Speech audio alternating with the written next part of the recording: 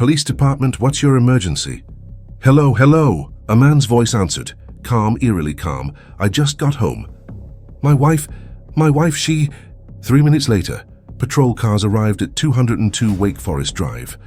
The front door was slightly open. Inside, no signs of forced entry. The bedroom was silent, but on the bed lay a woman's body, her face unrecognizable, blood soaking through the white sheets. The man who made the call? Her husband, Brian McManus, a former British police officer, and what first appeared to be a suicide, was about to uncover a chilling story of love, marriage, and murder that would shake the entire state of Georgia. This is the Green Card Murder, a true crime case about a man who once served as a protector of justice, now hiding behind the mask of evil. Subscribe, turn on notifications, and leave a comment. Type 0 if you found this video compelling, and follow the entire story, told through the lens of a real-life crime that's darker than fiction. When news of Lucille Ann McManus's death spread across Wake Forest Drive, no one could believe it. It can't be Ann, the neighbors said. She was always smiling, always the first to check on someone when they were sick, the last to leave a party because she insisted on helping clean up. Everyone called her Miss Ann, a 63-year-old woman with a gentle face, small frame, and a warm smile that could melt away anyone's bad day. After her husband passed, she lived with her granddaughter Jessica and 2 great-grandchildren. Each morning she made coffee, played soft music, and tended to the flowers in her yard. She believed that if you're kind to life, life will be kind to you. But life isn't always fair to the kind. A new love and the beginning of the end people recalled that in recent months, Anne had seemed happier than usual. She told Jessica she'd met someone special. A British gentleman, she said. Polite, attentive, always wishing me good night. Maybe he's your soulmate. Grandma, Jessica teased. Anne smiled, fingers brushing her phone, eyes glimmering. Maybe I won't have to be lonely anymore. Love in one's later years touched everyone around her. Neighbors were happy to see her smiling again. They thought she had found peace. But behind those sweet messages and late-night calls was a man who was planning every move, not out of love, but out of greed. Brian McManus, 55, claimed to be a former London police officer. He spoke with a refined accent, told stories about his lonely life in America and his dream of finding a partner to grow old with. He knew exactly what words to use, how to sound honest, how to make a good woman believe she had finally met the right man. Within just a few weeks, they met in person, a sunny afternoon in May at a small cafe in town. Brian brought flowers, pulled out a chair for her, and told tales of chasing criminals through the streets of London. Anne laughed, eyes sparkling like a young girl in love for the first time. From that day on, he was everywhere in her life, through texts, calls, and tender words that felt like care. And just 3 months later, he proposed. I want to be with you to protect you for the rest of my life. Really, Brian? You're the best thing that's ever happened to me. Words that could bring tears to anyone's eyes. But to him, they were nothing more than tools. Every I love you was part of a plan, every smile, a step closer to his goal, a green card, and a permanent place in America. The scene looked like something out of a fairy tale. A small backyard wedding, candles glowing, neighbors offering blessings. But behind the white veil, a tragedy was already being written. And just months later, the gentleman from London would show the entire town what it means when a stranger brings darkness with him. Love that comes too fast isn't always destiny. Sometimes it's someone counting the days until they destroy you. Share your thoughts. Do you think kindness can make people blind? After the wedding, people still saw Miss Anne smiling, just as warm and gentle as ever. But there was one difference. Ever since Brian McManus moved into that little house, her smile began to fade, little by little, day by day. At first, everyone thought it was just ordinary married life. Brian still called her darling, still wrapped an arm around her in public, but behind closed doors. A woman was quietly disappearing. Her granddaughter Jessica later recalled, I used to hear her laugh every morning, but after she married Brian, the house fell silent. One day I saw her standing on the porch, eyes red, but she still smiled when she saw me. The man who once promised to protect her had become a stranger. He began to control everything, her bank cards, phone, even social media accounts. Whenever someone called, he stood right beside her listening. He said it was for safety, but everyone knew what it really was, control. Then came the so-called business trips. Brian started disappearing for days at a time, claiming he had projects in Florida. And Anne believed him, because she wanted to believe him. But one night Brian forgot his phone at home. A message flashed across the screen. "Can't wait to see you again, baby." Anne froze.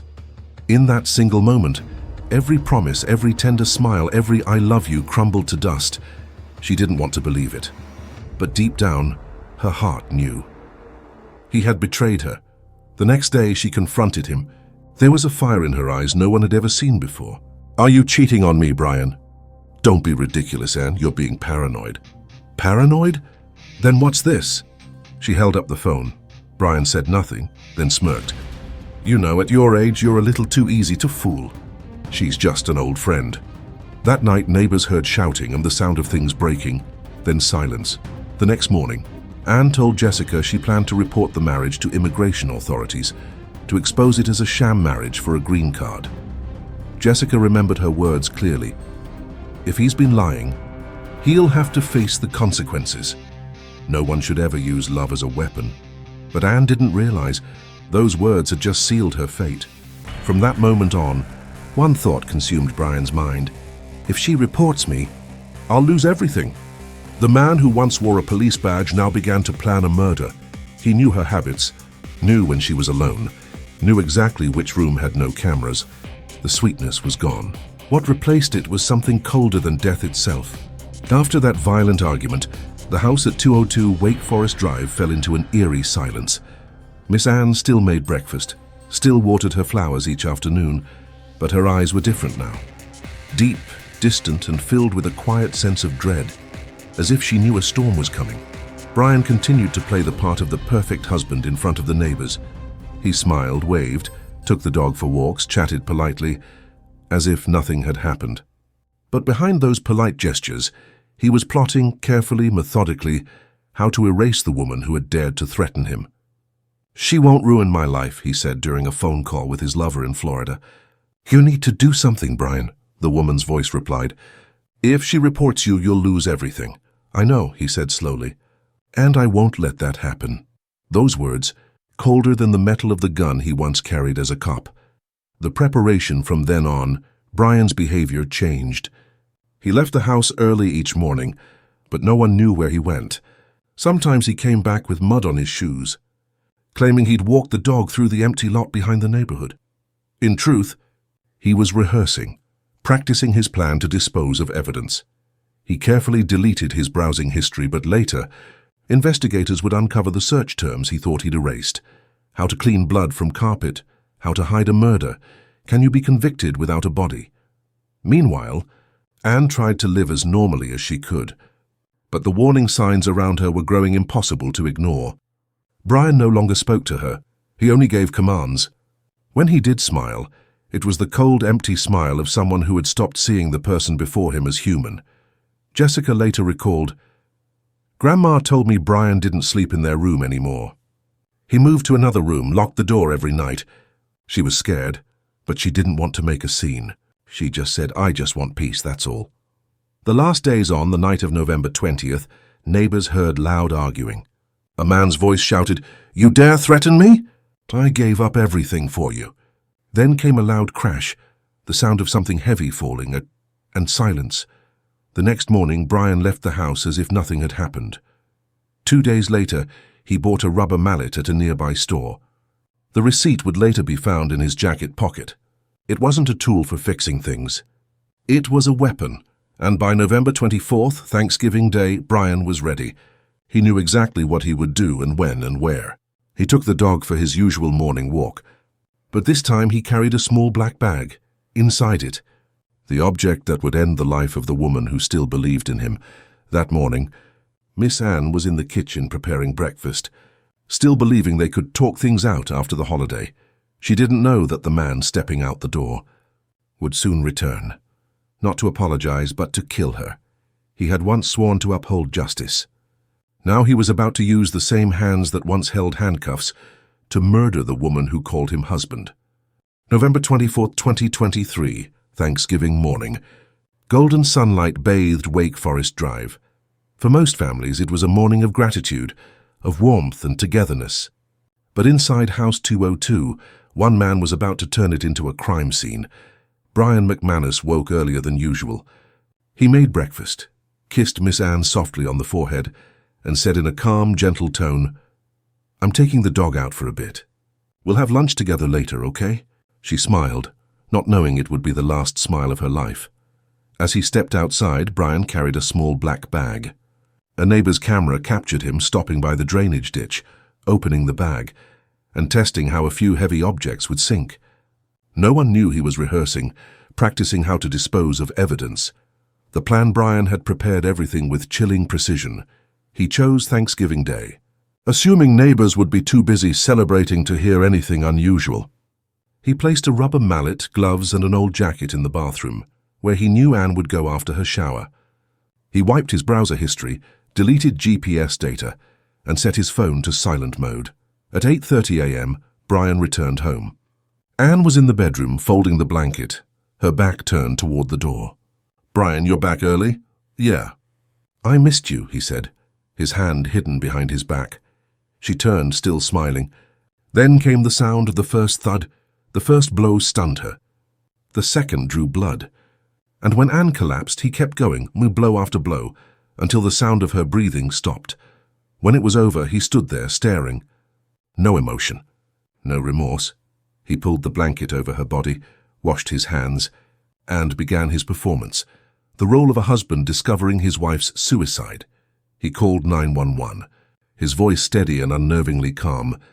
"I just got back from walking the dog, and my wife is dead. Looks like she shot herself." But there was one fatal flaw in his story. Anne didn't own a gun, the cover-up after hanging up. Brian calmly changed shirts, grabbed the dog leash, and walked back toward the drainage ditch. A security camera from across the street caught everything. Him leaning down, throwing something heavy into the water, the blood-stained rubber mallet and his smashed phone. When police arrived, Brian was standing at the door, hands in his pockets, asking coolly, "Do you need me to tell you what happened?" The investigation team stepped inside and instantly knew it wasn't suicide. No gun, no shell casings, no powder burns, only splattered blood on the walls and sheets, multiple blunt force impacts, and Miss Anne's body showing severe head trauma. The scratches on Brian's arms, the traces of blood under Anne's fingernails, they told the truth. She had fought back until her final breath. Outside, neighbors gathered, their faces pale as police sirens echoed down the street. Someone whispered, "What happened to Miss Anne?" A detective answered quietly, voice heavy, "It's not suicide. It's murder." A man who once swore to love her until death had kept his promise, but in the cruelest way imaginable. Question for you. What's more terrifying, the coldness of a killer, or the blind trust of someone who loves him until the very end? That morning, when police stepped into 202 Wake Forest Drive, they knew instantly. Brian McManus was lying. It took only minutes for the inconsistencies to emerge. A crime scene staged clumsily, yet calculated in every detail. Blood spattered sideways, not in the direction of a gunshot. No shell casings, no gun, no gunpowder residue. And on the victim's hands, scratches, broken nails, defensive wounds. She had fought for her life. "If this is suicide," Detective Carmen Thompson said dryly, "then I'm the Queen of England." Brian remained eerily calm, repeating the same rehearsed story. "I was walking the dog. When I came back, she was dead. I called 911 right away, but when officers noticed the red scratches on his forearms, the story began to crumble." "Where did you get those, Brian?" I don't know. Maybe from the dog leash." Short, stiff answers. And in his eyes, avoidance. Detective Thompson didn't buy it. She ordered a full forensic sweep, DNA samples from under the victim's nails, blood analysis, and a review of every nearby security camera. Within 24 hours, the puzzle began to fit together.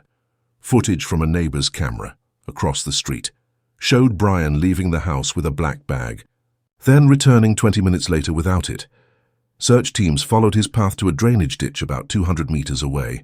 When forensic divers pulled the contents from the murky water, They found a rubber mallet stained with blood and fragments of a smashed phone. Lab results confirmed it. The blood on the mallet matched Miss Ann's DNA. There was no more doubt. The weapon, the motive, and the killer perfectly aligned. Meanwhile, Brian clung to his role as the grieving husband. He sat in the interrogation room, hands clenched, eyes glistening. "I didn't do anything. Someone must have broken in." Detective Thompson leaned forward. No sign of forced entry. No intruder knows how to erase footprints that well, except someone who lives here. Silence. No regret, no protest. Just a slow exhale, as if he had already accepted that this moment was inevitable. When the forensic report came back, it sealed his fate. Brian's DNA was found beneath Anne's fingernails, proof that she had fought back. And on the bed, strands of blood-stained fabric matched the shirt he wore that day. News spread quickly. The people of Georgia were stunned. How could a former cop kill his own wife? The answer came from the FBI.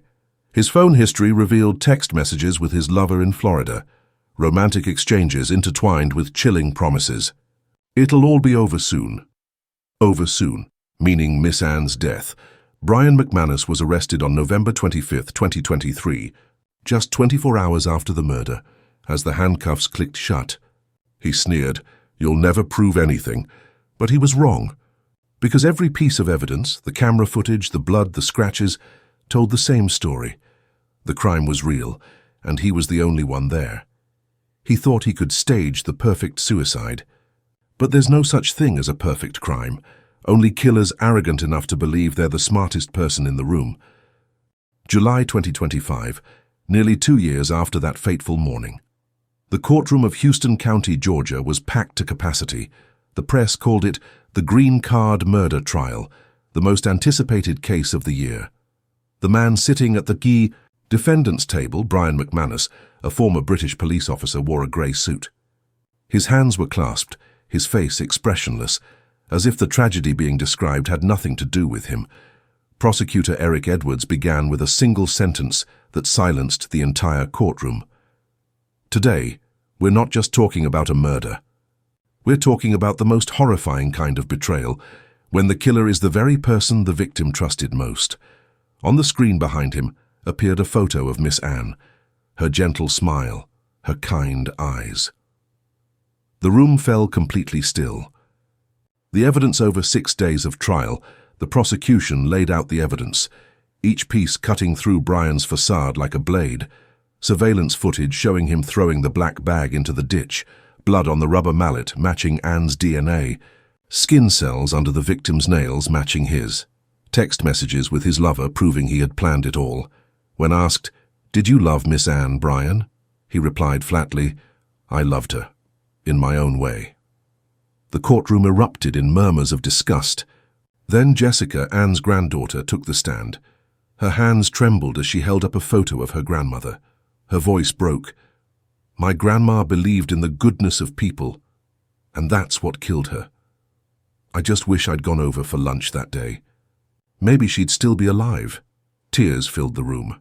Everyone wept except Brian. He sat motionless, eyes down, blank and cold. The verdict, when Judge Edward Lukemire asked him one final time, "Do you have anything to say before sentencing?" Brian lifted his head, voice chillingly calm. "I'm innocent. I'm just an unfortunate husband." Prosecutor Edwards gave a bitter smile and turned to the jury. What kind of husband crushes his wife's skull with a rubber mallet? What kind of husband hides the weapon, fakes a 911 call, and blames her family? This is not a man. This is a manipulator and a calculated killer. After just 2 hours of deliberation, the jury returned with their verdict: guilty. On July 16, 2025, Judge Lukemire pronounced the sentence: "You took the life of a woman out of pure selfishness. You will spend the rest of your life behind bars. Life imprisonment, without parole." Aftermath outside the courthouse, residents placed flowers along the white fence of Miss Anne's old home. A small sign read, "Her kindness remains the light, even in the dark." Justice had been served, but at a devastating cost. 3 generations lost their guiding light. A neighborhood lost its warmest smile, and society was left with a painful truth. Sometimes trust can become the sharpest weapon when placed in the wrong hands. The trial ended, but one question still lingers. How can love turn into murder? What do you think of the verdict? Do you believe justice was enough for Miss Anne? The case may be closed, but the memory of Miss Anne McManus still lives on in the hearts of the small community of Warner Robins.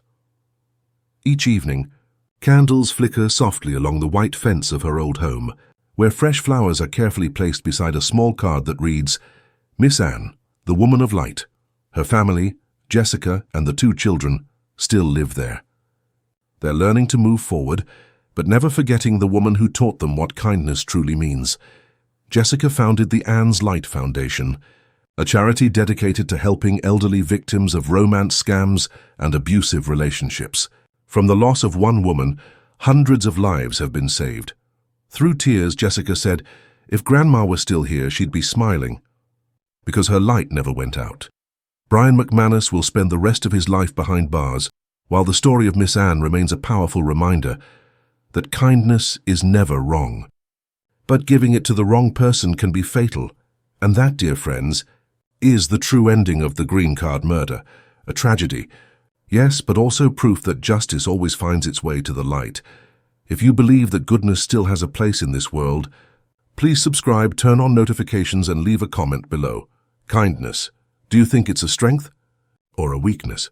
Because the light of Miss Anne still shines on, guiding those who continue to believe in the good.